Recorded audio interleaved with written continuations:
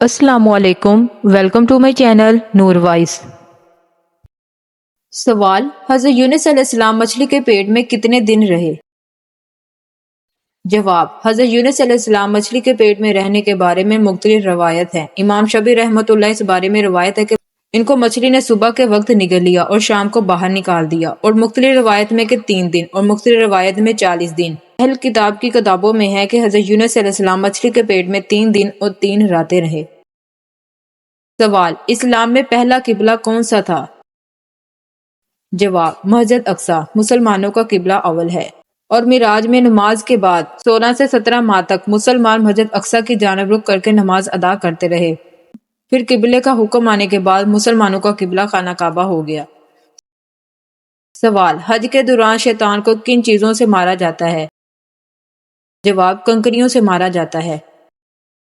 سوال: قیامت کے دن سب سے پہلے کس عمل کا حساب ہوگا؟ جواب ہے حضرت انس رضی اللہ عنہ سے روایت ہے کہ رسول اللہ نے فرمایا، عورتوں سے سب سے پہلے قیامت میں سوال نماز کے متعلق ہوگا، پھر ان کے شوہروں کے متعلق ہوگا کہ اس کے ساتھ کیسا برتاؤ کیا۔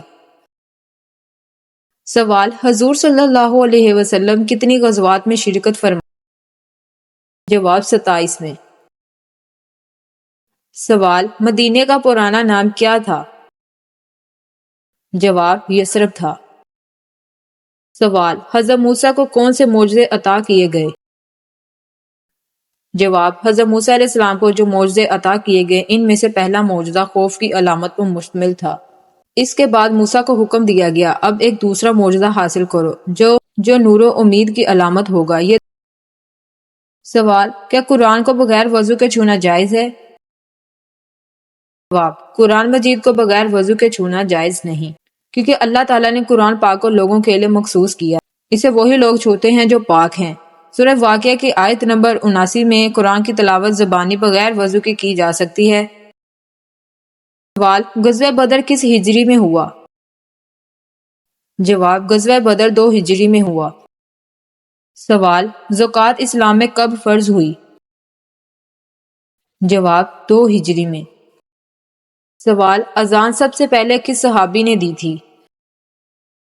جواب: اذان سب سے پہلے حضرت بلال نے دی تھی۔ سوال: کیا زکوٰۃ ہر مسلمان پر فرض ہے؟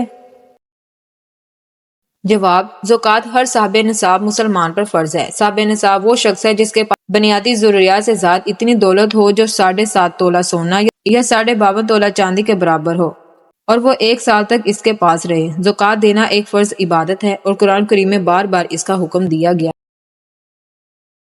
سوال: کیا اسلام میں خوابوں کی تعبیر کا کوئی تصور ہے؟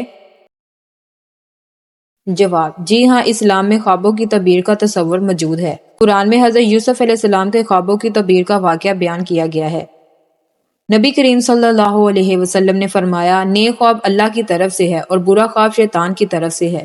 نیک خواب دیکھنے پر اللہ کا شکر ادا کرے اور برا خواب دیکھنے پر اسے کسی کو نہ بتائے اور اللہ کی پناہ مانگے۔ سوال: کیا سفر میں روزہ چھوڑنا جائز ہے؟ جواب: جی ہاں، سفر کے دوران روزہ چھوڑنے کی اجازت ہے، لیکن بعد میں اس روزے کی قضا ضروری ہے۔ قرآن کہتا ہے جو شخص بیمار ہو یا سفر میں دوسرے دنوں میں تعداد پوری کرے۔ سوال ہے: کیا نفل نماز جماعت کے ساتھ پڑھی جا سکتی ہے؟ جواب: نفل نماز کو جماعت کے ساتھ پڑھنا عام طور پر جائز ہے، لیکن یہ سنت نہیں۔ البتہ رمضان کے مہینے میں تراویح اور تہجد جیسی نفل نمازیں جماعت کے ساتھ ادا کی جا سکتی ہیں۔ سوال: معراج کا واقعہ کب پیش آیا؟ جواب: معراج کا واقعہ 27 رجب کی شب پیش آیا۔ سوال: معراج کی رات کو حضور اکرم صلی اللہ علیہ وسلم کو کہاں لے جایا گیا؟ جواب: حضور اکرم صلی اللہ علیہ وسلم کو مسجد الحرام مکہ سے مسجد اقصی بیت المقدس اور وہاں سے آسمانوں تک لے جایا گیا۔ سوال: معراج کا مطلب کیا ہے؟ جواب: معراج کا مطلب بلندی ہے۔ یہ اس سفر کو کہا جاتا ہے جو نبی کریم صلی اللہ علیہ وسلم نے اللہ تعالیٰ کے حکم سے کیا۔ سوال: معراج کے دوران حضور صلی اللہ علیہ وسلم کو کون سا تحفہ دیا گیا؟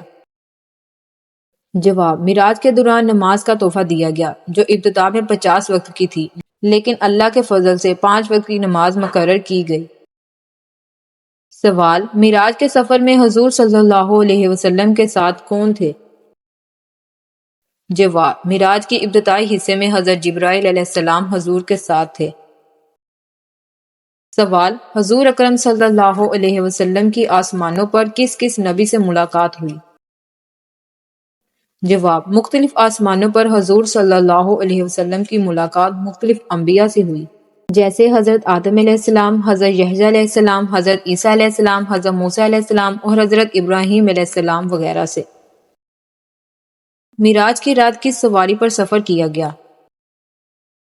جواب، معراج کی رات حضور اکرم صلی اللہ علیہ وسلم نے براق نامی سواری پر سفر کیا جو نہایت تیز رفتار تھی۔ سوال، معراج کی رات کو نبی اکرم نے کیا دیکھا؟ جواب، نبی کریم نے جنت، جہنم، سدرۃ المنتہا اور اللہ کی شان کا مشاہدہ کیا۔ سوال، معراج کے سفر کو کتنے حصوں میں تقسیم کیا جا سکتا ہے؟ جواب، معراج کے سفر کو 2 حصوں میں تقسیم کیا جا سکتا ہے، مسجد الحرام سے مسجد الاقصیٰ کا سفر، معراج آسمانے سے اوپر اللہ تعالیٰ کے قریب تک کا سفر۔ سوال، کیا معراج کا سفر روحانی تھا یا جسمانی؟ سوال، معراج کا سفر جسمانی تھا، یعنی نبی کریم نے اپنے جسم اور روح کے ساتھ یہ سفر کیا۔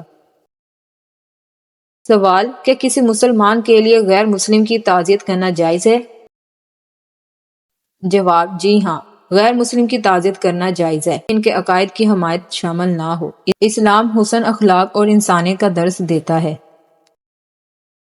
سوال، معراج کی رات کون سی سورت کا وظیفہ کرنے سے ہر حاجت پوری ہوتی ہے؟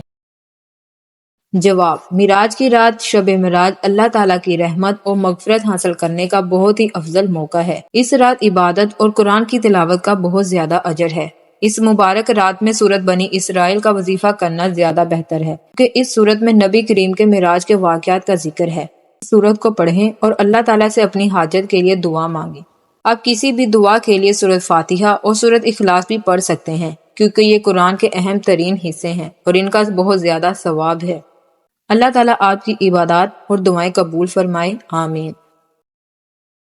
سوال، کیا مغرب کی سنتیں فرض نماز کے بعد پڑھی جا سکتی ہیں؟ جواب، جی ہاں، مغرب کی سنتیں فرض نماز کے بعد پڑھی جا سکتی ہیں۔ مغرب کی نماز کے بعد 2 رکعت سنت مؤکدہ ہے اور ان کو فرض کے فوراً بعد پڑھنا افضل ہے۔ تو ویورز، یہ تھی آج کی ہماری ویڈیو اچھی لگی ہو تو میرے چینل کو سبسکرائب، ویڈیو کو لائک ضرور کریں۔ ملتے ہیں نیکسٹ ویڈیو میں، اللہ حافظ۔